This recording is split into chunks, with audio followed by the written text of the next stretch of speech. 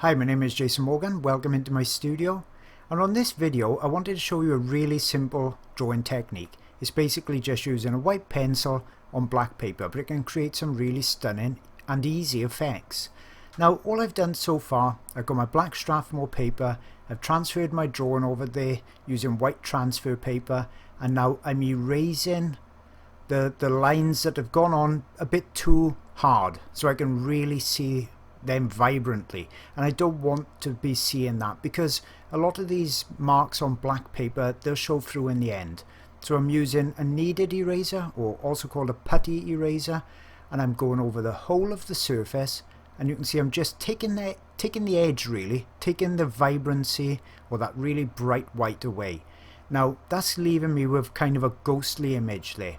I can see it really easily. On screen it's probably not that easy for you to see, but it's giving me the lines to follow, which it makes things nice and simple, but it's not going to show up in the end drawing. So with that done, you can see as well with a zebra it can be really difficult to get lost in all those stripes. So what I've done, I've actually put little marks, or I've cross shaded into the white areas of the stripes, and that means I shouldn't, in theory, make any mistakes as I draw it. So the secret, the main tip with working white on black is not to start too light. Reserve your lightest lights for the end, because it's much easier to keep going lighter than it is to have to try to erase marks. It can be done, but it's easier to work your way up. So I've done other videos showing this kind of technique, and I've stated in them, you know, kind of creep up on the drawing. It's not going to take too long anyway. It's not like with perhaps acrylics or oil painting, you know, you could be a few days at the piece of artwork. With this drawing, it's all going to be completed over 1, 2 or 3 quite short sessions.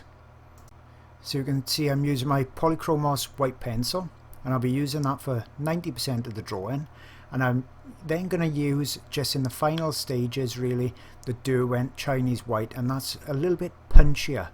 It's a little bit whiter as well, so that's what I use for the real vibrant highlights, the real punchy highlights.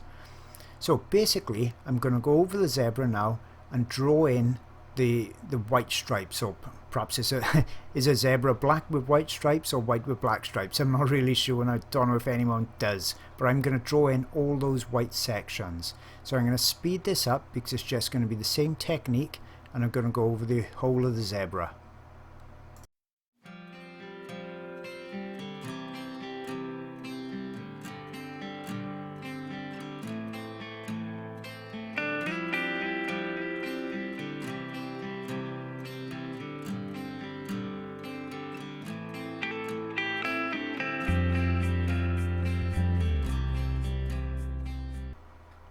Okay, so even though I'd planned to fill in all those stripes, I thought it would be the best plan, the best thing to do.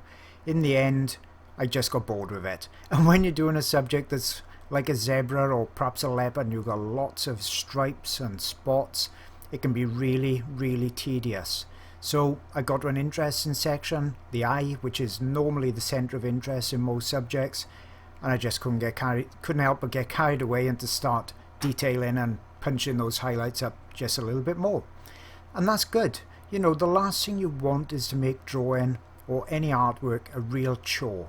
Now there's going to be times in virtually every drawing and every painting especially that I do when, you know, you're battling with yourself. You're thinking, oh, do I really want to put in another stripe, you know, and you're a bit bored with it. So doing things intermittently that take you away from that, perhaps you've got another drawing completely, or you just move into a section you've been waiting to get to, perhaps the nose area is really interesting to you. You know, use those areas, go to those, and then jump back to the bits that's perhaps a bit more tedious. You know, how interesting can it be to do 50 or 60 stripes, for instance? I did a painting a couple of years ago, The Great Migration, and there were so many animals in there that, you know, I had to take a lot of breaks, and I actually did other paintings, you know, at the same time. So I take a day and get away from it completely. So that's what I've done with the zebra. The eye really interested me, so I thought I'll concentrate on that. So to punch up the highlights, all I'm doing is just pushing a little bit harder on the pencil. As simple as that. There's nothing at all complicated about this technique, which is why I recommend it to, you know, complete beginners. You can do a really great looking piece of art with minimal effort.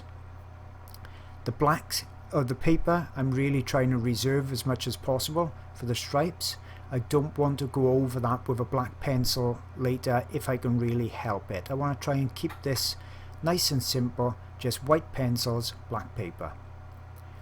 So I'm trying as much as I can to go in the direction of fur growth.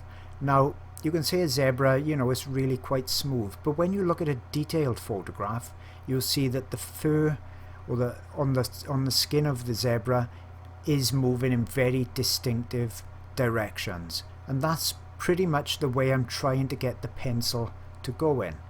So it's really important more than anything on those final stages to get the fur direction in, but once I'll outline the actual line itself, and then when I'm filling in, that's when I'm going to try and go pretty much in the direction of that growth that I can see on the reference photo.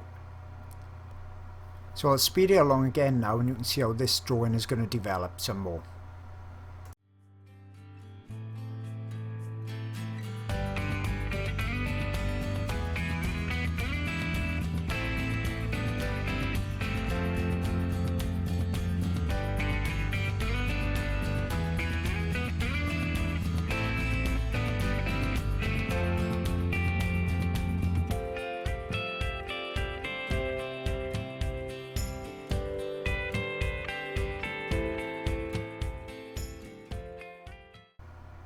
Okay, so now you can see how I'm building that second layer up and really concentrating more about that pencil direction now. I'm still not putting in those really bright highlights. I'm still reserving those. And you may think, well, why don't I use the Derwent pencil straight away? Well, the issue with the Derwent that I've got is the reason it can get that really vibrant, really bright white is because the lead is soft.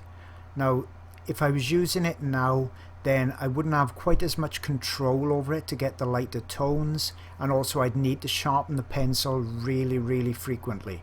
So the polychromos is serving its purpose because I can get the detail in between these little fine lines that I'm doing now.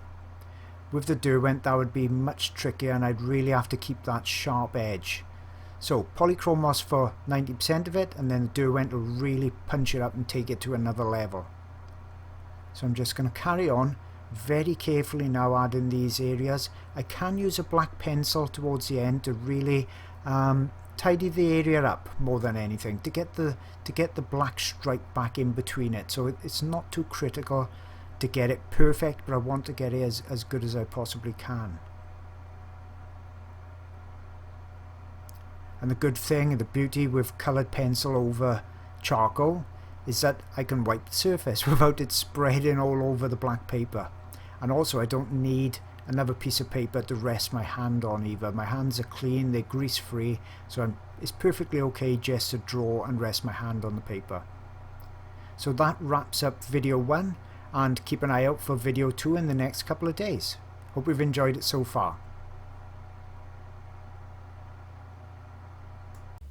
Hope you've enjoyed that video. And if so, I got lots more on my YouTube channel, and don't forget, the only way not to miss out on any new videos is to click the subscribe button. On my website I've got full-length feature videos, I've got reference photo CDs and ebooks, and also the new Easy Trace line art tool. So hope to see you either on my YouTube or my website jasonmorgan.co.uk. See you all again real soon.